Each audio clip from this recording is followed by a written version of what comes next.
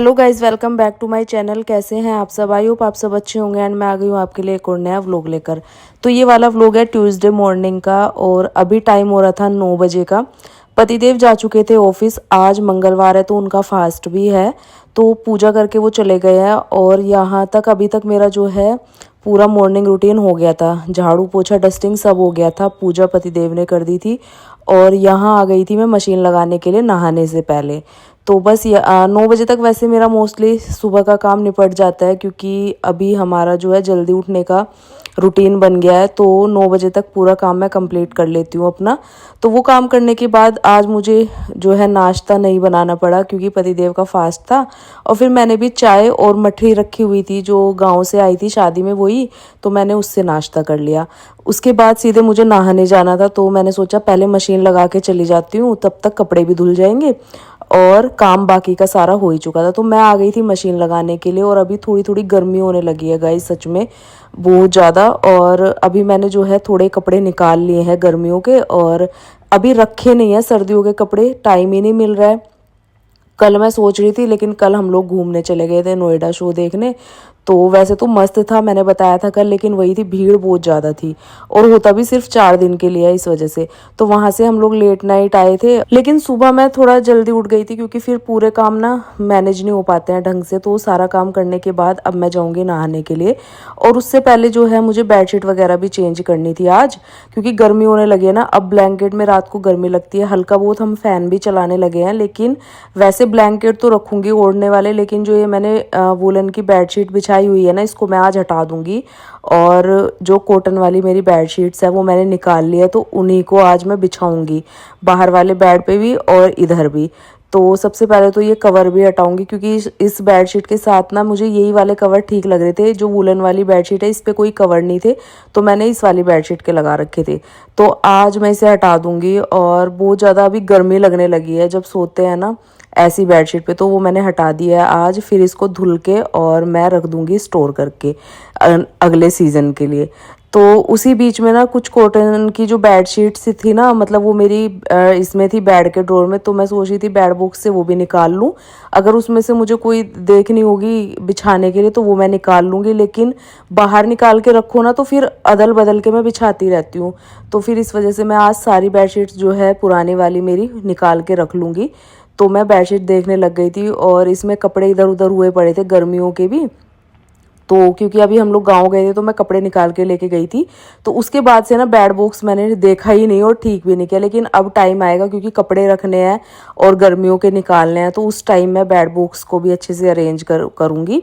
तो बस अभी बिछाती हूँ ये वाली बेडशीट, और ये मुझे बहुत अच्छी लगती है। मेरे जो बेडरूम का वॉल कलर है ना उसके साथ भी मैच होती है, तो बहुत ही अच्छा लुक आ जाता है इस बेडशीट को अपने बेड पे बिछाने के बाद। अभी आप लोग भी देख लेना। और ये मैंने ऑनलाइन ली थी मीशो से, जो कि बहुत रीज़नेबल प्राइस में मुझे पड़ी थी। और मैं सोच भी नहीं मतलब मेरी सोच से परे थी ये, कि इतने कम प्राइस में इतनी अच्छी बेडशीट मिल जाएगी। तो जब से मैंने ये यूज़ किया ना, फिर मैंने एक और मंगाई जो ऑफ वाइट वाली है ना, तो वो भी मैंने मंगवाई थी, और वो भी बहुत सुंदर लगती है बिछाने के बाद। तो दोनों बेडशीट मैंने यूज़ करी है, काफ़ी टाइम हो गया लिए हुए, और इतने कम प्राइस में। वरना तो बेडशीट जो है 800-900 रुपये से अच्छी कम की नहीं आती है, लेकिन ये मुझे ऐसे 250 या 300 रुपये की ऐसे पड़ी थी।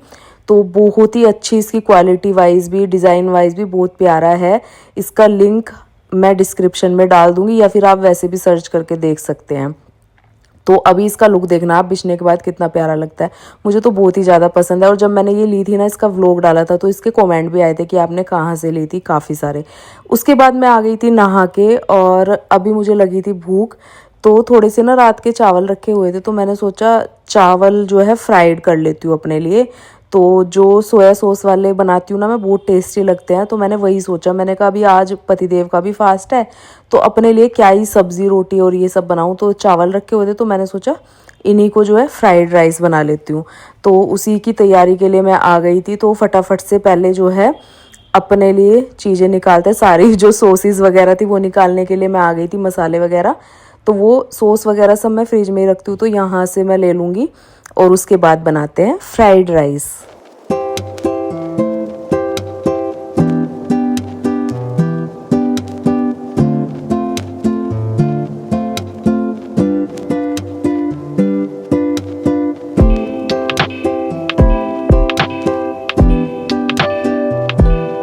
सारी चीज़ें निकाल के मैं ले आई थी। उसके बाद मैंने यहाँ पर चला लिया था स्प्लिट्स विला, जो कि अभी मेरा बहुत फेवरेट चल रहा है। तो मैं उसी को देखते हुए अपना टाइम पास करती हूँ और साथ ही साथ अपने घर के काम भी करती रहती हूँ। तो वही मैंने चला के रख लिया था दूसरे फ़ोन में। और अभी जो है मैं टमाटर की चॉपिंग करूँगी, जिससे कि मुझे फ्राइड राइस बनाने थे। तो सारी चीज़ें तो मैंने निकाल के रख ली थी, बस चॉपिंग करना बाकी था। तो मैं स्प्लिट्स विला देखते हुए जो है अपनी चॉपिंग कर लूँगी। और पता है, जो रियलिटी शोज़ आते हैं ना, मुझे बहुत पसंद है। मतलब ज़्यादा तो नहीं देखती, लेकिन 2-3 मेरे फेवरेट है। अभी तो जैसे लाफ्टर शेफ्स मैं देखती हूँ, क्योंकि वो तो हफ्ते में 2 ही दिन आता है वो। और अभी स्प्लिट्स विला मैं देखने लगी, मुझे आदत हो गई है इसकी। और वैसे बिग बॉस चलता है तो वो तो मैं हमेशा देखती हूँ।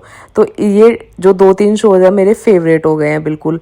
तो स्प्लिट्स विला मुझे इसलिए देखना पड़ता है क्योंकि मैं घर का काम करते करते थोड़ा बोर हो जाती हूँ, थोड़ा सॉन्ग चला लेती हूँ, नहीं तो गुरुजी की कथा चला लेती हूँ।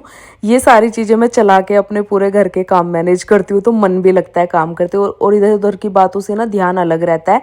अपने घर के काम भी टाइम से होता है, अपनी सेहत का ध्यान भी रखा जाता है, अपने परिवार का ध्यान भी रखा जाता है, पतिदेव का भी। तो इस वजह से ना अपने काम में, अपने घर में, अपने परिवार में ज़्यादा ध्यान रखना चाहिए इधर उधर की बातों से, क्योंकि उससे आपको सिवाय दुख के कुछ नहीं मिलता है। तो बाहर के लोगों से जितना दूर रहोगे ना, उतना अच्छा रहेगा। और जिस चीज़ में आपका इंटरेस्ट है उस चीज़ की ओर बढ़ो, तो कुछ ना कुछ मिलेगा। भले ही धीरे सही, मतलब स्लोली मिलेगा आपको, लेकिन वो एक दिन, अगर सब्र का फल मीठा होता है, वो आपको ज़रूर मिलेगा, मेहनत का फल। तो वही चीज़ें सोच के मैं सिर्फ और सिर्फ अपने घर में ही ध्यान देती हूँ और अपनी फैमिली में। तो बस यही चीज़ है। तो यहाँ पर देखिए मेरे फ्राइड राइस बन के रेडी हो गए थे। अभी मैं थोड़ा सा जो है लड्डू गोपाल का भोग लगा दूंगी और उसके बाद मैं भी खा लूँगी। बहुत ज़ोर से जो है भूख लगी थी, सच बता रही हूँ। और फ्राइड राइस पे ना मैं थोड़ी सी सॉस डाल लूँगी, जिससे बहुत ज़्यादा टेस्टी लगते हैं।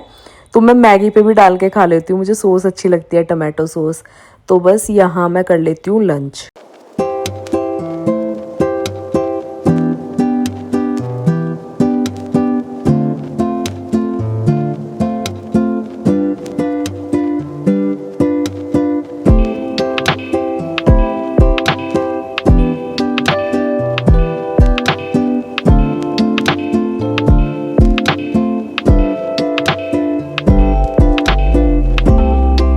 लंच कर लिया था, उसके बाद मैं बालकनी में आई, कपड़े भी धुल गए थे। और ये जो प्लांट्स मैंने लगाए हुए हैं ना, ये बिल्कुल सूखे हुए थे, तो मैंने थोड़ा थोड़ा सा पानी डाल दिया है इनमें। और उसके बाद कपड़े सुखाने लग गई थी मैं, क्योंकि हल्की, मतलब अच्छी खासी धूप भी अभी निकली थी। तो अभी कपड़े यहीं सूख जाते हैं, ऊपर जाने की मुझे ज़रूरत नहीं होती है छत पे फैलाने की, मैं यहीं फैला देती हूँ, तो यहाँ सूख जाते हैं अच्छे से। तो मैं ये कपड़े सुखा दूँगी। और उसके बाद थोड़ी वाइट शर्ट भी थी, तो मैं सोच रही थी कि आज ही धोऊँ, क्योंकि अभी थोड़ा लेट भी हो गया था। तो मैं सोच रही थी कि अभी धो के, मतलब लगा दूँ मशीन में या फिर कल लगाऊँ। तो वही मेरे दिमाग में अभी कपड़े सुखाते हुए चल रहा था, लेकिन फिर मैंने सोचा कि आज इनको ही सूखने देते हैं। और अभी और भी कपड़े बहुत सारे अरेंज करने के लिए पड़े थे, तो मैंने कहा वाइट शर्ट जो है कल ही लगाऊंगी। तो बस कपड़े यहाँ मैंने सारे सुखा दिए थे। उसके बाद आ गई थी मैं, थोड़े से कपड़े थे अरेंज करके, जो मैंने अभी बेडशीट वगैरह निकाली थी। और कुछ कपड़े मैं लेकर आई थी मेरी ननंद के यहाँ से, जो मैं अभी आपके साथ शेयर करने वाली हूँ। और एक सूट मैंने अभी हाल ही में परचेज किया था, जो मैंने आप लोगों के साथ शेयर नहीं किया था। मैंने सोचा था पहले पहन लेती हूँ, जब आप लोगों के साथ शेयर करूँगी। बहुत ही ट्रेंडिंग सूट चल रहा है, शायद आप लोगों ने इंस्टा पे देखा भी होगा। तो अभी आप लोगों के साथ शेयर करूंगी। पहले थोड़े से ये जो कपड़े पड़े हुए हैं इनको फोल्ड करके रख देती हूँ। कुछ बेडशीट्स निकाली मैंने अभी, उनको भी मैं फोल्ड करके अच्छे से रख दूंगी। और ये कुछ कपड़े जो मैंने वहाँ पहने थे शादी में, ये तो मुझे ड्राई क्लीन कराना है, अपना जो मेरा गाउन है ये। और जो सूट मैं लेकर आई हूँ वो आपके साथ शेयर करती हूँ अभी। तो एक सूट तो ना मुझे मेरी ननंद की बेटी ने दिया है, बहुत ही प्यारा सा। उसने ये अभी खरीदा था हाल ही में, एक बार पहना है और उसके बाद ये उसे इतना टाइट हो गया ना, और इसमें खुलने की जगह भी नहीं है अंदर, तो इस वजह से उसको आ नहीं रहा था। तो ये उसने मुझे दे दिया, बहुत ही प्यारा सा सूट है। मैंने कहा चलो ठीक है मैं पहन लूँगी। तो ये वाला उसने मुझे दिया है। इसका कलर कॉम्बिनेशन डिज़ाइन वाइज ही बहुत ही अच्छा लग रहा था। और दुपट्टा इसका क्रीम कलर का है, और ये गोल्डन ब्राउन जो आप देख रहे हो कलर, यही है। उसके बाद एक सूट मैंने ख़रीदा है बहुत ही प्यारा सा, जो कि बहुत ज़्यादा, आपने शायद इंस्टा पे स्क्रॉल करते हो तो बहुत ज़्यादा आ रहा होगा ये ट्रेंडिंग में। अभी मैं आपको दिखाती हूँ। कलर इसमें बहुत सारे आपको मिल जाएंगे, चाहे आप मार्केट चले जाओ। और भजनपुरा मार्केट में तो ये आपको जगह जगह दुकानों पे देखने को मिलेगा। जो बाहर सूट लगा के रखते हैं ना, उनके पास तो ये इतने कलर में दिखेगा, इतने सारे कलर्स इसके थे। तो मैं ये लेकर आई थी, मुझे ये वाला कलर चाहिए था, तो ये मैं लेकर आई थी पतिदेव की पसंद से। तो बहुत ही प्यारा सूट है। वैसे मैंने इसको पहन लिया एक बार अपनी ननंद के घर, तो अभी मैं आप लोगों के साथ शेयर कर रही हूँ। अगर मैंने इसका प्राइस आपको बता दिया आप यकीन भी नहीं करोगे। पहले आप ऑनलाइन चेक कर लेना, फिर अगले व्लॉग में बताऊंगी ये कितने का है, क्योंकि ऑनलाइन ये थोड़ा महंगा है और मैं ऑफलाइन लेके आई हूँ तो मुझे थोड़ा सस्ता पड़ा है ये। उसके बाद मैंने अपने कपड़े तो अरेंज करके रख दिए थे और यहाँ पतिदेव भी आ गए थे ऑफिस से। तो अभी मैं जो है लड्डू गोपाल के कपड़े सोच रही हूँ थोड़े अरेंज कर दूँ, क्योंकि गर्मियाँ आ गई हैं तो उनको भी डेली पहनाने पड़ते हैं। तो इस वजह से मैंने उनके सारे जितने भी फ्रॉक मैंने लिए हुए हैं वो गर्मियों के, वो सब निकाल रही हूँ मैं। तो इतने कलर मैंने इनके लिए हुए, इतने सुंदर लगते हैं ना सारे फ्रॉक। मैंने ये सारे हर एक ओकेज़न पे लिए हुए हैं, ऐसा नहीं है कि मैंने एक ही दिन में खरीदे। तो ये मैंने जो पिंक वाला है ना, ये मेरी छोटी बहन की शादी में इनके लिए लिया था, देखो कितना प्यारा है। और सारे किसी न किसी ओकेज़न पे ही लिए हुए हैं। तो बहुत ही प्यारे प्यारे कपड़े मैंने लड्डू गोपाल के लिए। तो अभी मैं इनको निकाल के रख लूँगी क्योंकि डेली पहनाने पड़ते हैं और अभी त्योहार भी आने वाले हैं। तो ये सारी चीज़ें मैंने निकाल ली और जो भी इनके सामान थे लड्डू गोपाल के, पगड़ी वगैरह, मालाएं, वो सब मैं अलग अलग अरेंज करके रखूँगी, जिससे कि मुझे रोज़ डेली उनका श्रृंगार करने में थोड़ा सा इजी रहे। तो सारी चीज़ें मैं अच्छे से अरेंज करके रख दूँगी। और इसी के साथ साथ जो है आज मुझे अपने मंदिर की भी थोड़ी सफाई करनी है, क्योंकि त्यौहार आने वाला है। तो सबसे पहले सफाई की शुरुआत मैं मंदिर से ही करूँगी। तो आज वो भी सफाई मैं करने वाली हूँ। तो सबसे पहले तो मैंने कपड़े अरेंज करके रख दिए लड्डू गोपाल के, और जो वुलन के थे उनको मैं वापस उठा के रख दूंगी, जो कि नेक्स्ट सीज़न में ही काम आएंगे। तो सारे कपड़े मैंने उनके उठा के रख दिया है और जो गर्मियों के लिए था वो मैंने निकाल लिया है। तो ये सारी चीज़ें करने के बाद अब करूँगी मैं अपने मंदिर की सफाई। और ये मंदिर के लिए भी मेरे पास पहले पहले बहुत कमेंट आए थे जब मैंने अपने मंदिर के लिए व्लॉग डाले। तो इसके लिए भी मेरे से पूछा था कि आपने ऑनलाइन लिया ऑफलाइन। तो मैं काफ़ी बार बता चुकी हूँ, ये मैंने ऑफलाइन लिया था। तो अब तो ये आपको ऑनलाइन भी मिल जाएंगे, आप किसी भी ऐप पे देख सकते हैं। उस टाइम पे जब मैंने लिया था ना बहुत ही कम दिखते थे, ऑनलाइन नहीं थे, तो मैं इसको भी ऑफलाइन लेकर आई थी। तो यहाँ पर मैंने सारी चीज़ें मंदिर की निकाल ली। सबसे पहले सबसे नीचे वाला ड्रॉर है ना, उसको मैं खाली करके साफ़ सफाई करके दूसरी बार अखबार बिछा दूंगी। और अखबार बिछाने से ना एक फ़ायदा होता है, इस नीचे जितनी भी चीज़ें आप इसके ऊपर रखते हो ना, गंदा नहीं होता है, आपको इतनी ज़्यादा क्लीनिंग करने की ज़रूरत नहीं है। तो आप एक कपड़े से साफ़ करो, दैट्स इट बस। उसके बाद आपको जो भी बिछाना होता है वो बिछा दो, उसके ऊपर ही आपको सामान अरेंज करना होगा, तभी ये क्लीनिंग करने से आपकी मेहनत बचेगी। तो मैंने जब से ये अखबार इसमें बिछाया ना, मैं बहुत ही कम क्लीनिंग करती हूँ मंदिर की, बहुत अच्छे से बहुत कम मेहनत में साफ़ हो जाता है। तो ये छोटे छोटे टिप्स होते हैं कुछ किचन क्लीनिंग के, होम क्लीनिंग के, तो इनको अगर आप अपनाओगे ना तो बहुत अच्छे से आप क्लीनिंग कर सकते हो। आपका टाइम भी सेव होता है, बहुत ज़्यादा मेहनत भी नहीं लगती है और अच्छे से आपकी क्लीनिंग हो जाती है। अच्छे से आप सामान ऑर्गेनाइज करके रख सकते हो। इतने सारे मैंने ऑर्गेनाइज़र बनाए हुए हैं। कुछ तो मैं जो मेरे कार्डबोर्ड वगैरह आते हैं ना, जिसमें कोई भी शॉपिंग का सामान आता है, जितने भी बॉक्स आते हैं उनसे मैं अपना ये बॉक्स बना देती हूँ। और कुछ जो भी सामान होता है ना मेरे पास एक्स्ट्रा, वो अरेंज करके रख देती हूँ। और कुछ मैंने एक्स्ट्रा ऑर्गेनाइजर मंगाए हुए हैं ब्लिंकिट से, तो उसमें मैंने कुछ सामान अरेंज करके रखा है। तो पूजा पाठ का सामान ऐसे रखते हो ना तो पूजा करने में भी ना आपको अच्छा लगता है और ईजी हो जाता है बहुत ज़्यादा, और आपका सामान फैलता भी नहीं है ज़्यादा कि आपको बार बार सफाई करनी पड़े। तो बस आधे मंदिर की क्लीनिंग मैंने कर दी थी। उसके बाद पतिदेव आ गए थे, तो पतिदेव थोड़ा अपने काम में लगे थे। उस बीच में उन्होंने बोला कि चाय का मन हो रहा है, तो मैंने कहा चलो पहले चाय बना के दे देती हूँ और मैं भी पी लेती हूँ एक छोटा सा ब्रेक लेके। उसके बाद फिर से जो क्लीनिंग बची है वो मैं मंदिर की कर लूँगी। तो पतिदेव ने आवाज़ लगा दी थी, तो चलो अब बनाते हैं शाम की चाय।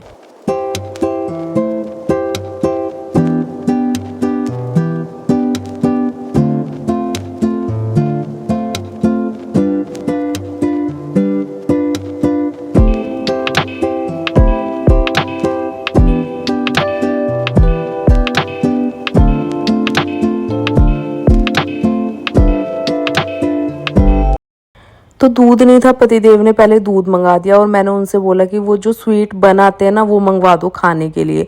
तो वो मैंने मंगवाए, तो बस वो भी आ गया था। तो अब बनाने रखूँगी मैं चाय। थोड़े से वैसे फ्राइड राइस भी बचे हुए थे, लेकिन पतिदेव का तो फास्ट था, वो तो खाएंगे नहीं अभी कुछ भी, वो तो शाम को ही व्रत खोलेंगे। तो यहाँ पर मैं सिर्फ अभी चाय बनाऊंगी और अपने लिए मैंने ये बंद मंगा लिए थे और फटाफट से बनाती हूँ अदरक वाली चाय। क्योंकि अदरक तो गर्मी हो सर्दी हो थोड़ा सा हम लोग डालते हैं, बिना अदरक के हमें चाय बिल्कुल अच्छी नहीं लगती है।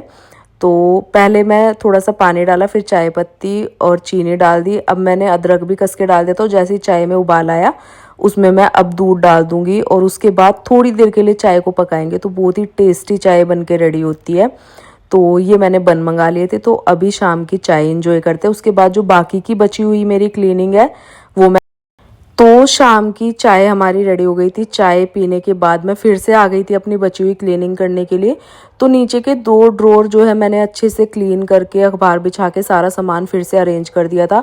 अब मैंने ऊपर से मंदिर के बर्तन हटाए क्योंकि वो भी क्लीन करने थे और शाम को पतिदेव को जो है व्रत भी खोलना था, तो पूजा पाठ भी अच्छे से होना था। फिर उसके बाद जो है मैंने जितना भी सामान ऊपर रखा हुआ था मंदिर में वो मैं सारा हटा लूँगी। मूर्ति वगैरह जितनी भी रखी हुई है, जितने भी कपड़े अंदर बिछाए हुए हैं वो सब मैं हटा दूँगी क्योंकि सब पे बहुत ज़्यादा धूल मिट्टी जमी हुई थी। तो मैं इनको वॉश करने की सोची थी, जितने भी कपड़े मंदिर के थे अंदर और पर्दे वगैरह सब।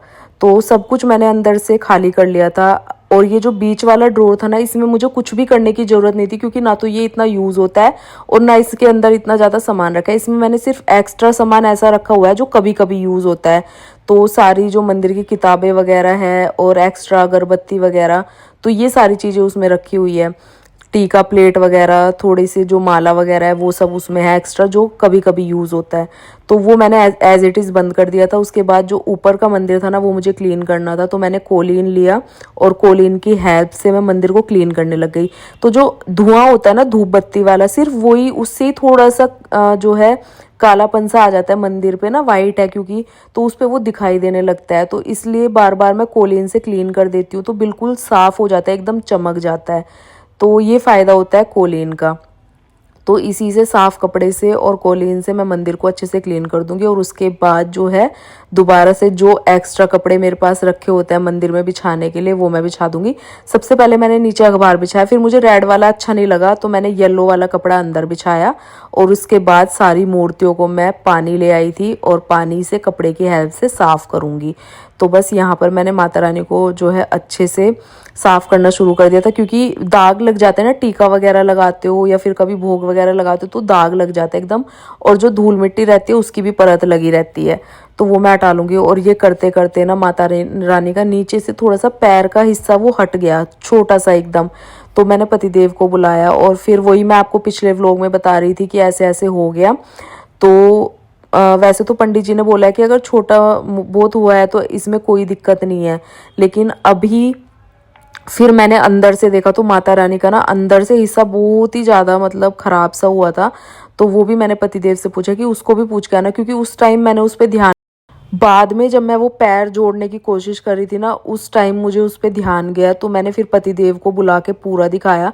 तो अभी समझ ही नहीं आ रहा है कि मूर्ति को हटाना चाहिए या नहीं। जो तो पंडित जी से ही हमें अच्छे से पूछना पड़ेगा इस बारे में, क्योंकि मैंने यही सुना कि खंडित जो मूर्ति हो जाती है ना उसको फिर मंदिर में नहीं रखते हैं। और ये मूर्ति हम इतने प्यार से, और ज़्यादा टाइम हुआ भी नहीं है, इतनी सुंदर और इतनी बड़ी मूर्ति है ये, इसको हटाते हुए भी ना मुझे बहुत मतलब वो होगा, मेरी हिम्मत भी नहीं हो रही थी। लेकिन क्या करें अगर ऐसी चीज़ हो जाती है। तो यहाँ मंदिर की क्लीनिंग हो गई थी पूरी। तो कैसा लगा आज का व्लॉग, काफ़ी लेंथी हो गया है, आई होप आपको अच्छा लगा होगा। ये वाला व्लॉग करती हूँ मैं यहीं पर एंड। तो मिलते हैं एक और छोटे से अच्छे से प्यारे से नए व्लॉग के साथ। मेरे व्लॉग को अपनी फैमिली के साथ शेयर करना। तब तक के लिए बाय बाय एंड टेक।